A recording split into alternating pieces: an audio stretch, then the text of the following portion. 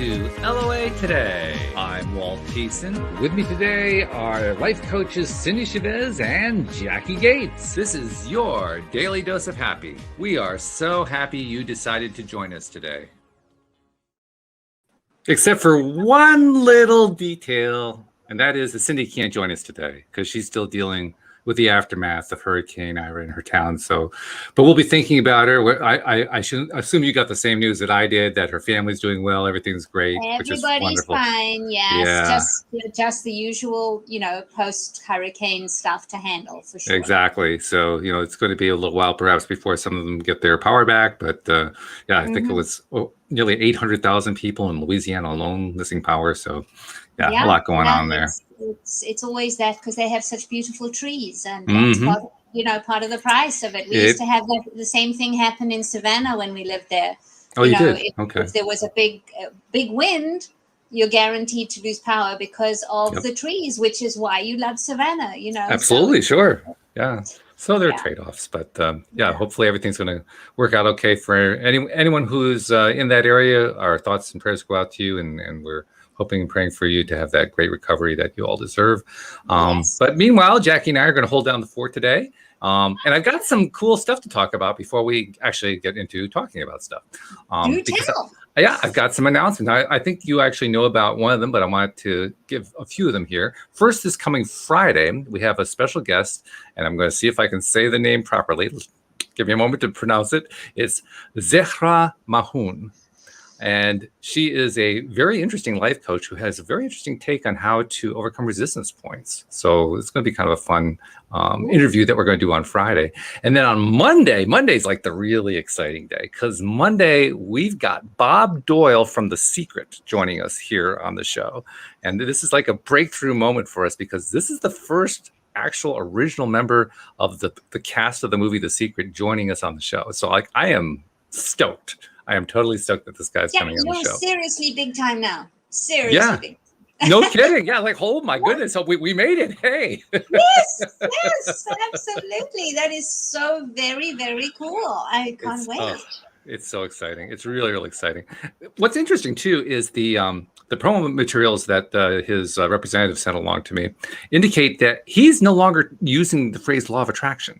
He's teaching the same concepts, but he's doing it from what you might call a real world perspective, just, in terms of what science has to say and psychology has to say and so forth. So it's going to be really interesting to hear how he's kind of turned all the concepts around so that a broader audience can accept it without getting hung up on the woo-woo. So it's going to be good. Right. Yeah. But, it never fails to amaze me how the stuff that we've taken as woo, just more and more as we're discovering quantum science and physics and all this stuff, and the brain science and neuroplasticity and all this kind of stuff. Right. It's affirming what we know, not making it like the kooky people are starting to sound really sensible and wise, and avant-garde. And it's just like, oh my God, how did you know that? They have only just discovered it. It's like, that saying that something about any science that's advanced enough will look like magic. Oh, sure. Right. Exactly. I think magic waits for science to catch up. That's what I think. That's a fair perspective. I mean, because it's really just two ways of looking at the same thing. So yeah, absolutely. I think that's true. Yes. Yeah. The fact that the sun came up every time and the stars moved the same, that was seen as magic until we worked out how it was. And many of us recognize it as magic to this day because it's so magical. It's still magical, but the thing is that science has caught up with an explanation. Right? Yes. Oh, yes. And so I am going to be fascinated to find out what Bob's done with this. Oh, me too. Very cool. This is going to be fun. And he was one of the more interesting presenters. I mean, not that any of the presenters were bad in The Secret. They were all good. But there was something about the way he talks in the film that it's just instant engagement. Like, you kind of trust this guy and you want to hear what he has to say. Yeah, and of course, the whole Tut thing, the messages from the universe or thoughts from the universe, or whatever. Those were just they have been the right thing at the right times for so many times that I can't even number them anymore. It's just like somehow they just land, and you go, oh my God, how did he know? Checking your software in case he's listening. It's like, it's been really very, very cool to watch him watch the Ark. I mean, he was already famous when The Secret came out, but now Yeah, it's a lot of stratospheric. And it's people always were. cool to see a body of work evolve, right? Yes. Instead of just staying the same. I love that. Yes. So very exciting, no doubt about that. Mhm. And then the very next day, we're going to have a visit from a gentleman named Master Lama Rasaji. He is one of only 12 Master Lamas in the world. And I'm Wow. thinking, this is going to be seriously cool. I mean, I'm kind of wondering, normally I'm very proud of my ability to ask insightful questions. I'm not sure if I'm going to have enough insight to ask the questions this guy can deep down go to. I mean, we're just going to have to find out. I don't know. I don't know what to expect here. I would imagine your questions are going to be fabulous because you'll ask the questions that your listeners are thinking. Well, that's what I try to do. That's exactly what I try to do. So thank you. That's a vote of confidence. I need that one. Yeah. Yeah. And then next Friday, not this coming Friday. This coming Friday is Zehra Mahoun, but the following Friday, David Strickle and the streamer David are going to be joining us again. So the next 10 days or so are going to be really, really cool. Really, really good. That is so good. Yes. Yeah, it's going to be great. And of course, by next Wednesday, of course, Cindie will be back at that point, and the two will become three again. I'm going to be really curious to see what stories she has to tell coming out of that particular experience, because she and her husband, actually, all you have to do is check the weather forecast. Okay, it's time to move out. They moved to Dallas, Texas, and they've been there ever since, dealing with stuff kind of by phone and by internet and so forth.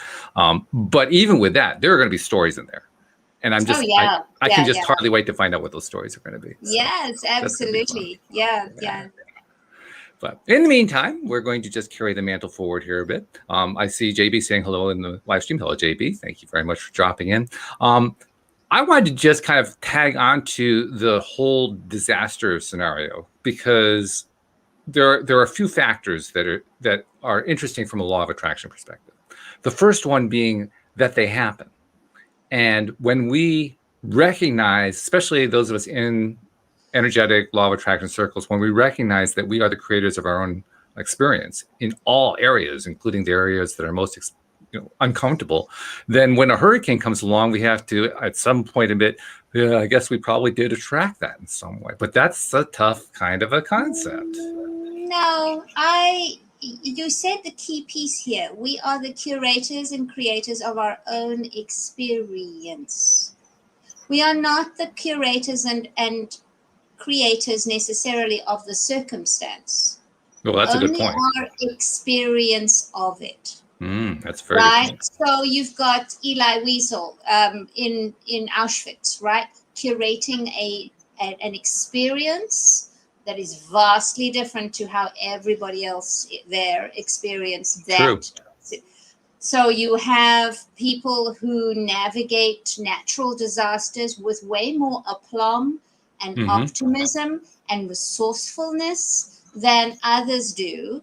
And you have people that will stub their toe and have it ruin their day. It is not, we have to make sure that we are, like, we refer to it as a disaster, but the planet doesn't see it as a disaster. No. The planet's doing what the planet does, right? There's a balance here where we have to, I talk about the difference between evidence and events. An event is something that happens outside of you. It is co-created. It's something like a hurricane. It is something that you experience. And evidence is an event that is created through you. So, for example, you experience a hurricane. That's an event. There's nothing you could have done to prevent it, change its course, nothing. It's an event. Therefore, taking responsibility for the circumstance is daft. It's not yours. But taking responsibility for your experience of it and how you navigate it, that's different. And then when you have things that happen through you, so for example, you win the Oscar or a Tony. Yeah, I wonder why you think about that one. But you win some grand award and people go, oh, I did nothing. They are making that an event instead of evidence of who they are. And so they're not curating and creating they're not seeing themselves as part of that. And we do it the wrong way round. We take the crap stuff and make ourselves responsible for it. And then we gloss over our successes. It should be the other way around. True. But we're always curating and creating an experience of a circumstance. Not necessarily, there's too much co-creation. We are working with a planet that has literally a mind of its own. We work with bodies that have minds of their own. Right. We're collaborating always, but we curate our experience and create it. That is entirely our control. We can choose our thoughts. We can choose our attitude. We can choose the story we want to experience. I was teaching in a class this morning and saying, you can decide who you want to be when this thing ends. And then just navigate towards that. So, if you start your like a Monday morning and you think, oh my God, I'm going to be horizontal by the time 5 o'clock comes. Sure as hell, you're going to be horizontal by 5 o'clock comes. And Monday, okay, it's going to be stressful, but I can see myself sitting down to dinner thinking, hey, I did this. I'm exhausted and I'm tired, but I made it through. And I'm really pleased with how things went. There's the difference. The circumstance of Monday is the same. Office workers co-creating with you, planetary stuff going on, governments doing their thing. All of that is your circumstance to work with and collaborate. But your attitude, your thoughts about it, the story you tell, the way you show up, that is your role in co-creation. Yeah, there's a few points that you make there that I really like, particularly making reference to the co-creative aspect. It's a topic that we probably should talk about a little bit more often than we do here on the show, because it's a pretty important topic. But what it directly implies is that most creation takes place with a lot of influences from a lot of different perspectives. And like you point out, the earth is alive, but literally everything is alive.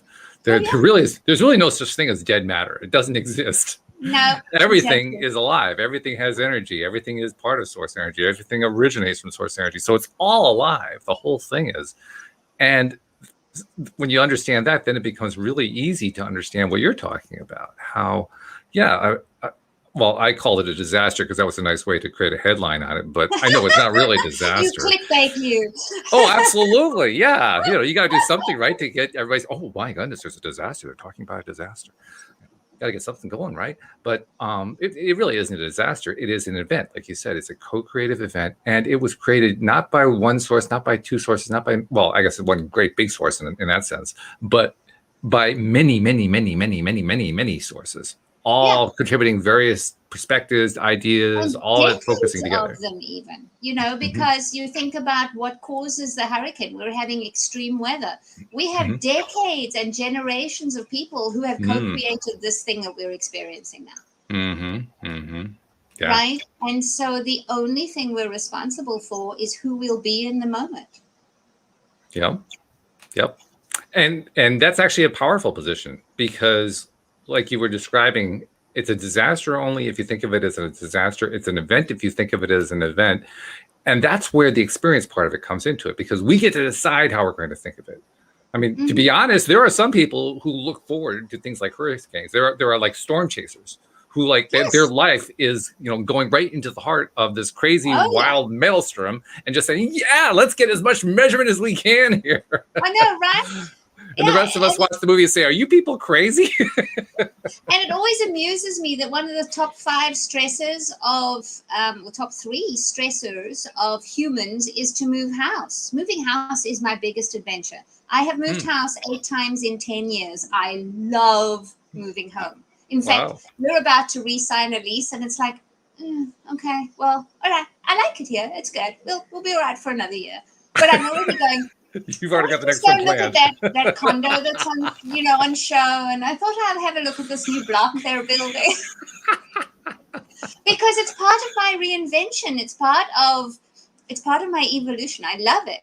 And, we sold up a 4-bedroom home down to 8 suitcases, and we brought 2 kids to this country. And we knew one person on the entire continent. And all I could think of what an adventure it was, and how divine, and how I was going to make the American dream come true. And that's what happened. But I have colleagues from South Africa who came over with not quite the same attitude, who didn't find it as easy to settle in and settle down. So, so it is this thing. And the cool thing, as you pointed out, we do have absolute control about how we choose to face something, how we choose to label it, what story we choose, how we're going to show up for it. But the cool thing is we can prepave that, to use Esther Hicks's thing. We can decide in advance.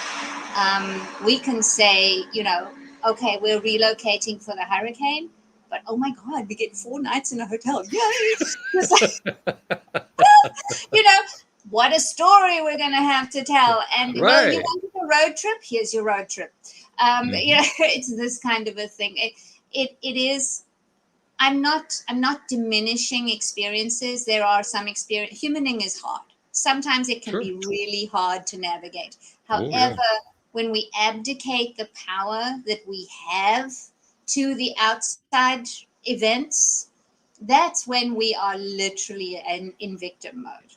Which, by the way, is what most of us do most of the time. Let's be honest. That's the way most people navigate life.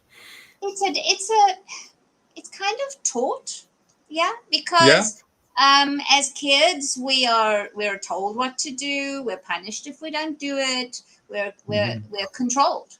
And when small people small people need to be controlled to a certain degree so that they'll actually survive. But at the same time, there gets to be a point where you have to go, okay, this really is my choice. And what one needs is a coach or a mirror or a podcast that asks us questions to say, have you thought about what you're thinking about this? I like that. Nice phrasing.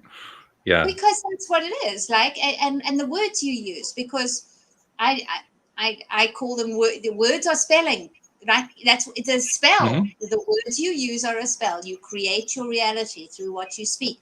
In the beginning was the word. It's not a coincidence that these things are here. So the words you use to describe an event will shape your experience of it. Yes. And it's not just the words, actually. This is a point I made in a conversation I had on social media recently. The words are important, don't get me wrong, but it's actually the feeling behind the words. Like I could say a word in a very victim mode kind of, I'm afraid, I'm lacking a sense, and that's one very strong meaning. So I could say, oh, I really want that. That has a very strong meaning. But I could say, oh, I want that. It's an entirely different feeling to it. There's such other joys of English, right? I just found something that's called capitonyms. What is it? Capitonyms, like synonym and antonym. This is capitonym, and it is a word that changes its meaning when you capitalize the first letter. So, for example, March and March. If March has a capital, it's a month. Polish and Polish. Oh yes, okay. I had no idea. I'm such a sort of grammar nerd, and I was like, oh my God, I didn't know that existed. There's a whole slew of them, and it's just like, there you go. But this is the nuance and the joy of the language that we can use. And language is not only powerful, but it's also different from language to language. I mean, each language has its own idiosyncrasies. I mean, English is probably the most idiosyncratic of all the Romantic languages anyway, just because there are so many multiple meanings to words. Most other languages don't have quite as much of a wide diversity of meanings that we apply to words in English. But all languages have these idiosyncrasies, and they all have these fun things. That's what I think of that. That's a fun thing, right? That's like a little fun fact kind of a thing. So I could that's one way. That's the way I look at it. I could also look at it as, oh my God, this language is impossible. I think if you were learning it as a second or third language, perhaps I might actually do that. Like, do I really have? How did this language end up being the dominant language on the planet? This is crazy. Right, I mean, come on. Yeah. I know, right? It is. It's not something that I'm very glad I grew up English, because I have enough trouble with learning other languages. In South Africa, Yes. there are 11 national languages. Are there really? We Oh, had okay. 11 official languages, and you Wow. had to. When I was growing up, you had to learn 3: English, Afrikaans, and the language of the people who lived in your region. So Mhm. mine was the same as Nelson Mandela, Xhosa. You had to learn Okay. Xhosa to be able to graduate. Okay. Thank God you didn't have to actually pass it to learn to graduate. Because it was awful. But yes, so this is the thing, right? Languages are glorious, and ours is, and we can use ours, whichever ours is, to shape our experience, to add energy to our thoughts and experiences. Let me ask you something about the feeling side, because I do think that's a really important side, and that's one of the reasons I brought it up. Feeling, the way I think about feeling is feeling emotion is kind of like the power behind it. It's like hitting the gas. I mean, the thought process is what creates, but the feeling process is what puts the power behind the thought process. That's the way I think about it. And the more that we think about something, the more that we build up the feeling associated with it. That for me, that was a huge breakthrough moment when I finally learned that. I wish I could honestly say that I had learned it on my own. No, I got it from like Esther Hicks or the other great teachers like that. Well, there But you when I go, finally see? grasped it, well, yeah, Yeah. exactly. But I did finally get it, and when I got it, it was like, oh wow, oh my goodness, I had no idea that's how a belief is a thought you think over and over again. Just the repetition of it helps turn it into a belief. Like, oh my goodness, well, no wonder. Now I understand how, for instance, propaganda works. Okay, I finally get it. Yeah, makes total sense now. Yeah, and how most of us can sing a jingle from our childhood. Right? Yeah, exactly. It's like Pepsodent. People know. Yeah. You wonder where the yellow went when you. People know these things. Yeah, you go back far enough, and depending how old the person is, all you have to do is just say one half of a phrase, and they can fill in the rest of the phrase for you. Oh yeah. Just because of those associations that come from the repetition.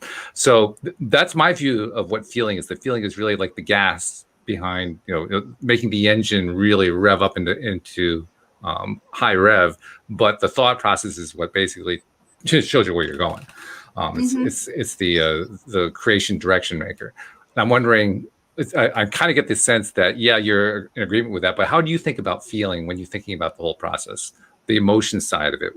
How do you kind of bring that into your own thought process?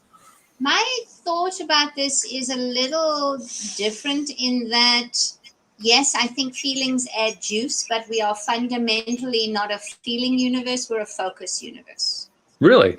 It is. That's what quantum physics shows us, and what is that the repetition is the key. The focus is the key. The feeling helps you focus, because if you feel good about something, you'll keep that. You'll keep focusing on it, right? If you're wanting something, you'll focus on it. But then also the feeling of when we don't want something, when we're resisting something, and it stays. That shows us that the feeling doesn't matter as much as the focus. We are focused on that thing. We're resisting it. We're giving it all this energy and all this attention. And that's why it sticks. That's why what you resist persists. It's not about how you feel. It's about what you focus on. But when you can choose something that's really good to focus on, and you whack a lot of feeling behind it, then you've got a twofer, right? Then you really got to make the magic happen. Okay, well, that makes sense. I guess I hadn't really thought about it in terms of focus. That's a good way of kind of bringing it all into focus. But I guess what I'm trying to drive at is the feeling portion of it is, I do think of it as a feeling universe. And when you say, no, it's not a feeling universe, it's a focus universe, I kind of like stop for a second, like, oh, is it really? Maybe it is. So I'm going to be kind of cogitating on that one for a bit. But for me, the reason I like the idea of it being a feeling universe is that, going back to the example of somebody who is focused on stuff that they don't like, we focus on stuff that we don't like really intently. And you made a comment that we often talk about here in conscious creation circles. Well, we tend to focus on stuff that we don't that we like, that feel good to us. But we actually spend a lot of time focusing on stuff that doesn't feel good to us, and it can actually be quite addictive. Yes, absolutely. It's a chemical. Mm-hmm. So kind of raises the question, well, do we really focus on what we like? Because we spend a whole lot of time focusing on what we don't like. No, we don't focus on enough on what we like. That's why the happiness is fleeting, right? This is this is the thing we have to change, is that we focus way too much on what we don't want. We focus on the feelings that feel. That's why find a better feeling thought. Esther says get happy. I don't even think you have to get happy. I think you have to just get neutral as far as that kind of thing is concerned. Because neutral's a big improvement, no doubt. Yeah, neutral is a huge improvement, and from there you can decide where the happy lies, right? But I think that if you can find something to focus on that you don't resist, that's huge. Oh, absolutely. Yeah. Right. And, it's like Bob Doyle said, thoughts become things. So, and he talked about, in The Secret, he talked about lying on the couch visualizing for 5 minutes, right? And so that's a daily focus. That was a daily focus. And he added feelings to it. But the focus is part of it. Those two things together are dynamite. But focus, I think, in my experience, focus will outweigh feeling. You don't have to feel good while you're doing it. You just have to feel neutral and not resistant. But when you start to feel good, when I started, then you're starting to chug forward at a much faster pace. But it still raises that interesting question that I think is probably going to be discussed for generations until the whole thing really, really, really, really, really shifts. And that is, why is it if we spend so much time focusing our intention on, I'm going to focus on what I like, and then we finally get to a neutral place, and in that neutral place that we start to reach for, oh my God, I'm reaching for the stuff I don't like again. There's that. It's like we've got this long, drawn out, over centuries momentum that's been built up, and I just have to keep looking over there. It's like people going to the stock car races to see the car crashes. We're constantly looking for the car crashes. Here, same kind of thing. But this is part of humaning. Our human brain is designed to keep you safe, which is odd in this context. Screen freeze. Oh no. Oh dear.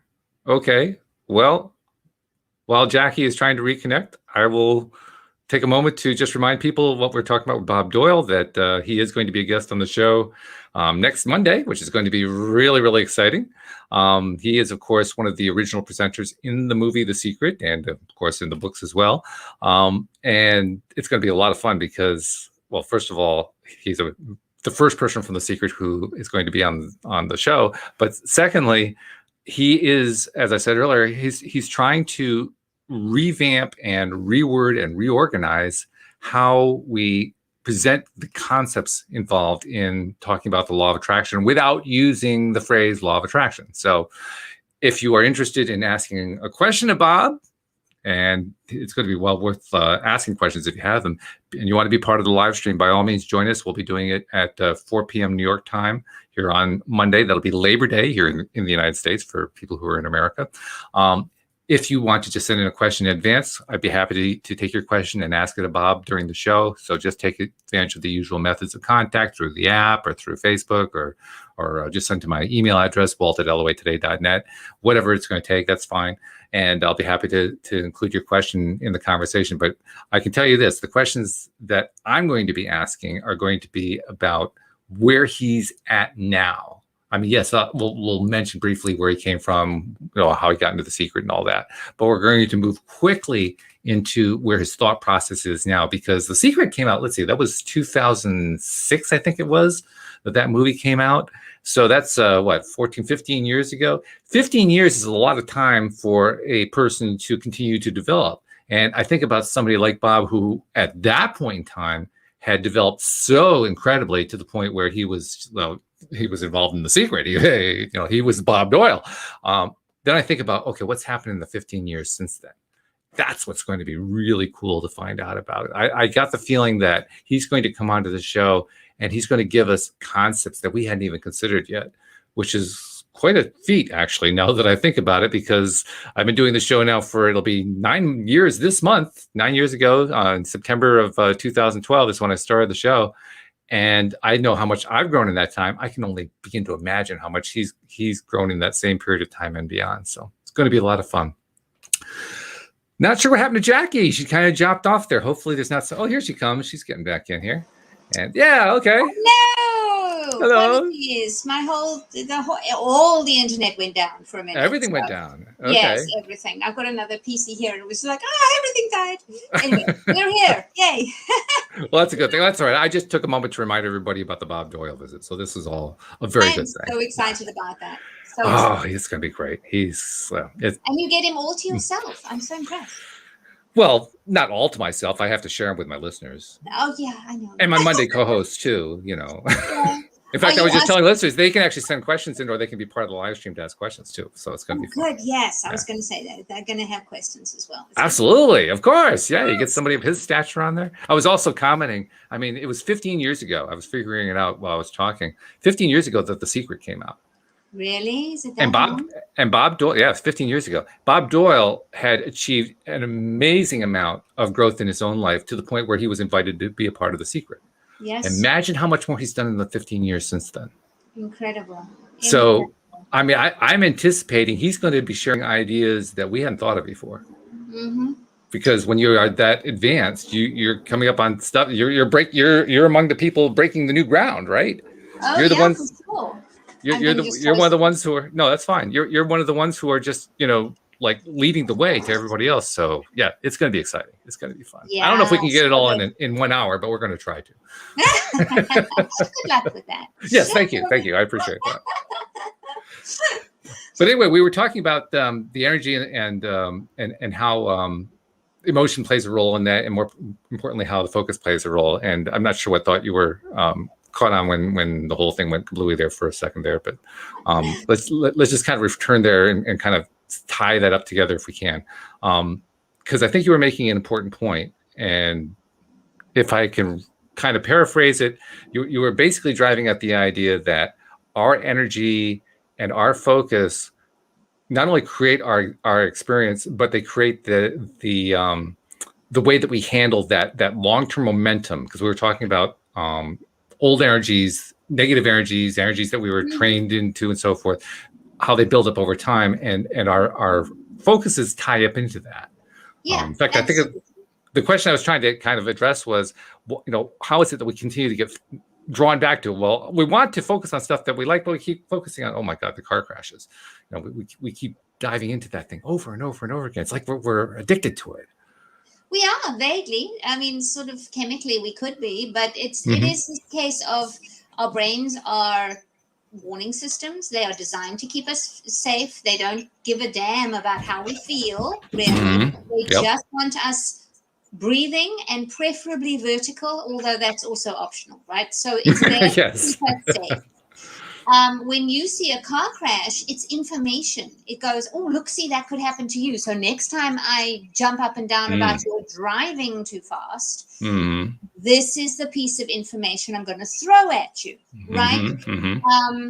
And unfortunately, I wish I could do a study about this, because people have always told people stories, right? So we all hear, like there were hurricanes before Katrina.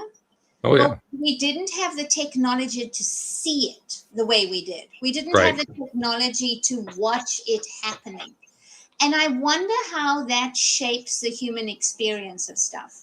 Because, when 9/11 happened, there was I can't remember what the things were, but there was some measurement of energy, and it spiked at exactly that time. People just suddenly, the global attention went on that one event.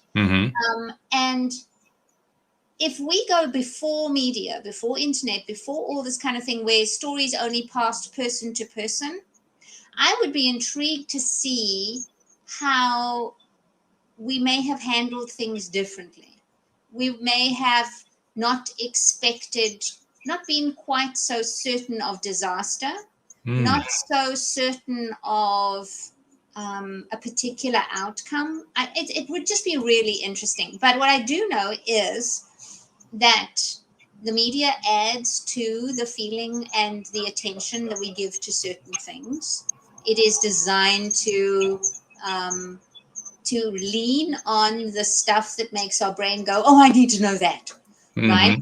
Which is invariably the crappy stuff. It's invariably the stuff that'll keep you safe and small. Remember that. Your brain does not want you to change. This is not what it's designed for. So things that feel expansive and easy and joyous and graceful and, oh yeah, hell, I can handle that.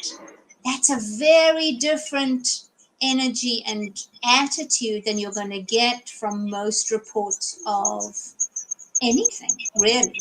Which is why I love things like the Paralympics.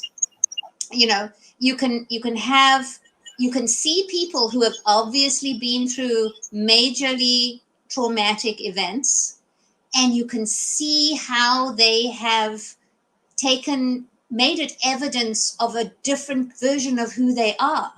They're not going to say, I lost my leg, therefore I am, you know, I'm miserable and I can't do this and I focus on all the things I can't do. Hell no, I'm going to go and win a gold medal in the Paralympics, right?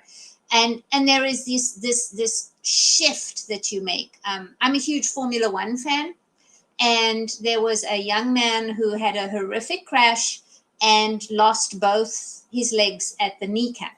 Ooh. What he said afterwards in one of his later now you're talking about a young man who is on the cusp of multi-million-dollar career, right? Right. And was just getting to where he was starting to win. He was really on the cusp of excelling at the sport. And he said for the first week, he was disconsolate. He was convinced that his life as he knew it was over, which was true. His life as a Formula One driver was over. But he said as he was in the hospital bed, the Paralympics came on. And he said the timing, God was on his side, was how he phrased it. The timing, the Paralympics was on, and all he could see were people like he was then who didn't let it stop them. And he is now representing his country in Paralympic sports. Wow. Right? So this is the difference where you take a circumstance and your decision of the story you tell about it is what's going to change everything. This is where personal power is. This is where you are your own God. You in this moment, in this decision, you get to change everything. Not by changing the outsides, but by changing how you collaborate and show up for them. Which is amazingly powerful and majorly empowering. Mm-hmm. That's what I got from The Secret the first time I read it. It was really? That was your first thought? That was my first thought. I was okay, so here's the confession. I was brought up in a convent. I was a convent girl. Really? I was always taught that God was everything in charge and was going to smite you if you stepped out of line. Right. Well, I think we were all taught that. Anybody, at least in Christian circles, we were. Yeah, absolutely. And, and Irish nuns are very good at the smiting part. They certainly are. They're very good at that. Yes. Well known worldwide, actually. And I hadn't realized just how much personal power I had abdicated to that story. So when I read The Secret and suddenly it said, you are in control here. You get to choose how you show up. Yes, there is an all that is out there. Because, the planet and people and everything, that's not your concern. That's all that is concern. But where you are now, you are a fragment of that. You are able to change. You can choose your thoughts, and your thoughts can become things. That blew my mind. And that was where everything started to change for me. That's where I started doing the acting as if part. And I immersed myself in law of attraction. And I started writing my life like I wanted it to be, and then acting as if it had happened. And boom, within 6 months, changed my whole life. So yeah, this is the piece that we have to take back. We have to reclaim our realm, and our realm is in our heads. I often think about the fact that we are all, to use the modern term, we're all part of source energy. Yes. I think it was Abraham that described us as being fragments. Yes. Isn't Yes. that the word they use? I think Yeah, they that we're do. The fragments of fragment of source. all it is. Yes, Right. I've always loved that. And I kind of take it a step further because I've given quite a bit of thought to it. And I realize that, like you described earlier, like I have life, but my body has life, and my individual cells, I have like trillions of cells, and each of those cells has life, and each one of them has perspective, and each one of them has this ability. And then the earth has this ability, and all objects have this ability, and everything everywhere has this ability. And as I think about that, I realize that's pretty impressive, because no matter how large or how small the fragment is, it has the same amount of God power, so to speak. Yes. Yes. In its own realm, it is God. Absolutely. Yeah. Which is fascinating. I mean, Yeah. first of all, because wow, that's pretty. Source energy is pretty cool. Yeah. It really, I mean, to have that ability, no matter how large or small the fragment is, to have basically everything in that fragment.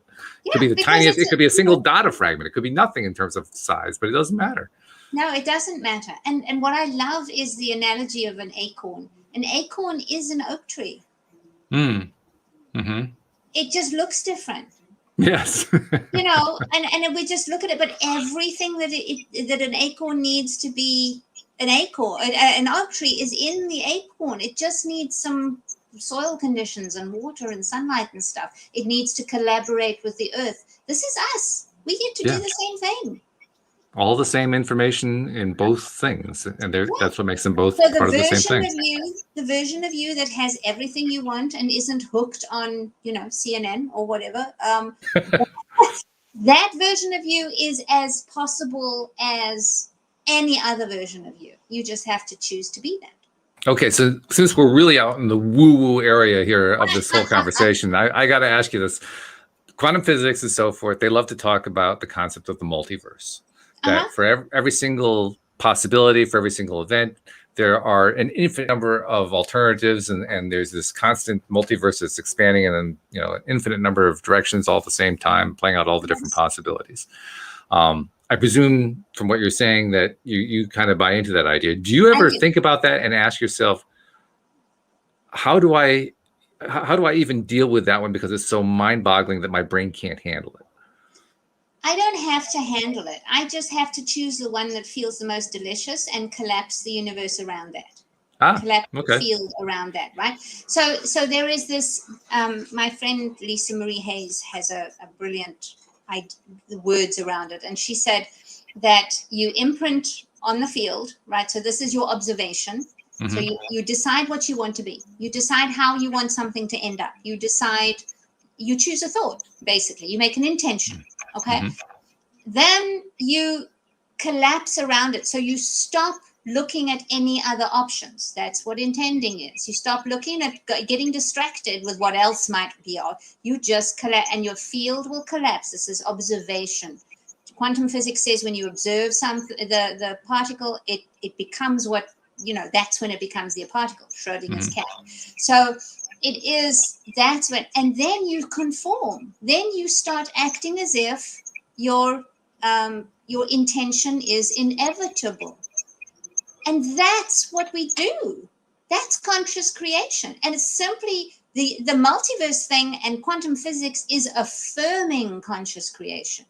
It's not taking the woo out of it. It's basically saying, yeah, woo's where it's at. Yes, that's true. That's very true.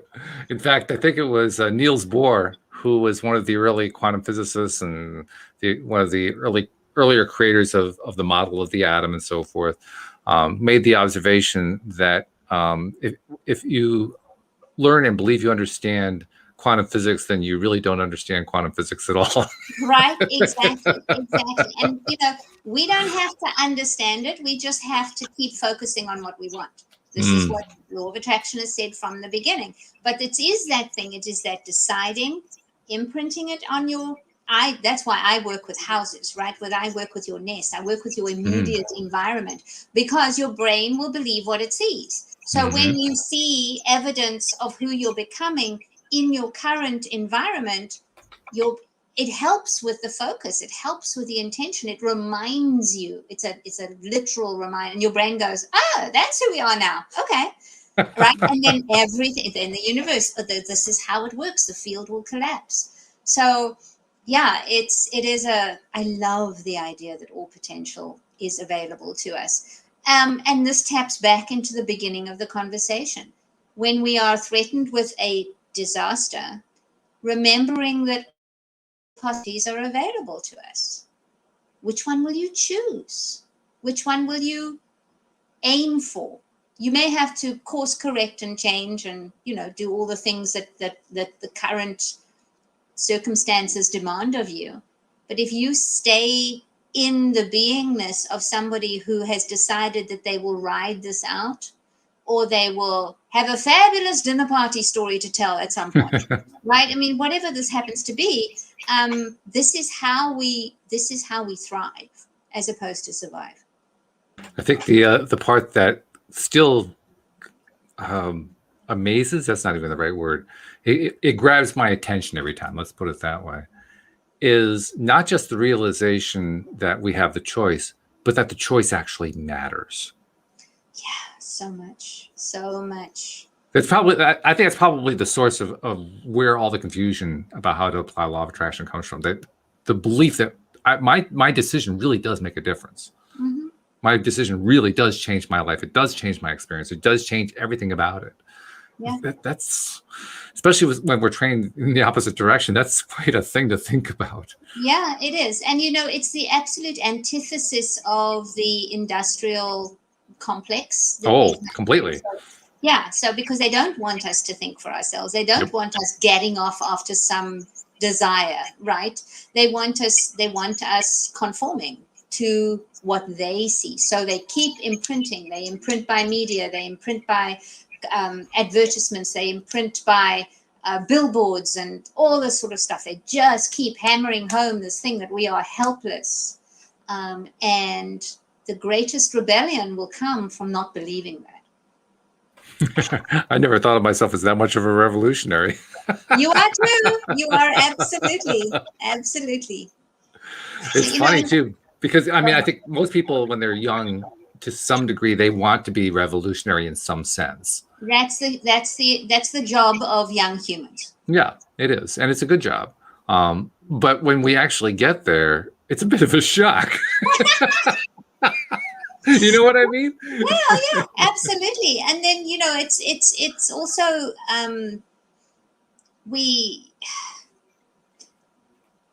I love that it's the misfits and the avant-garde and the people who rebel that move humanity forward. And I'm hoping that at some point we won't keep bashing them for being misfits and avant-garde and rebellious, right? Because it is them that make humans what they are. It's the guy who says, hey, the earth doesn't actually, the sun doesn't revolve around the earth. We are not the center of the universe. And, the guy that says, there's a reason an apple falls. And there's a guy that says, I can prove mathematically that this thing will happen. And we can fly when we're heavier than, air. And these are the people. These are them. And yet the critics will come and say, stay safe, stay small. Don't believe them, whatever you do. And then at some point we all go, oh yeah, that's makes sense. My favorite phrase that describes that in a nutshell is pay no attention to the man behind the curtain. Yes. And there's the other side of that story. You had the power all along. Yes. The allusion there is to the movie and originally the book, The Wizard of Oz, which is exactly what the characters learn in that book. Mm-hmm. That's precisely what the story of the first book in the Oz series was about. Yes, about exactly. Learning that you have the power. Exactly. All you need is a fabulous pair of shoes. That's right. And which a broomstick does help, But Yeah, true. I have one of those too. You have one of those too. Not doing the green skin though. So yes. No, that green. Oh yeah, what Margaret Hamilton went through. Oh. My God. Yeah. Well, I mean, the guy talking about that movie, the guy who initially was going to play the Tin Man ended up hospitalized because of the silver paint they That's put right. on him, Yeah. and he didn't get to play the part after all. No, he didn't. But he did get to be part of the Beverly Hillbillies, so that was a good thing. Yeah, well, there's always a second prize. That's right. Oh, yeah. It's amazing how this stuff works.